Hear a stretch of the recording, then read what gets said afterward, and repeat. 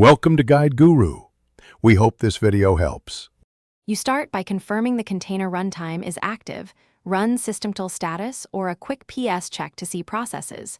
Once you see it running, stop it immediately with sudo systemtool stop for both the socket and service units.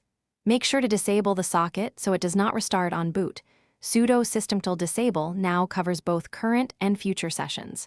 If you use containers with Docker, pause Docker before proceeding so nothing pulls the runtime back in mid-change.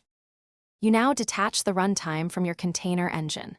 Open the engine config, daemon, JSON for Docker or the appropriate containered config, and remove any Nvidia runtime entries and default runtime lines that reference Nvidia. Once the config is clean, purge the runtime packages with your package manager.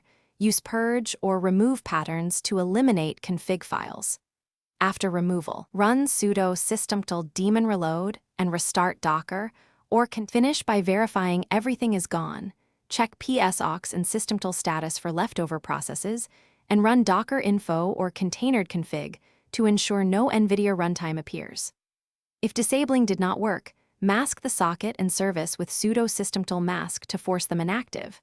That blocks any accidental activation. For troubleshooting, inspect journal logs for Docker and the Nvidia units to find failing hooks or remaining hooks. If a package reintroduces files, reinstall, purge again, and repeat verification to guarantee removal.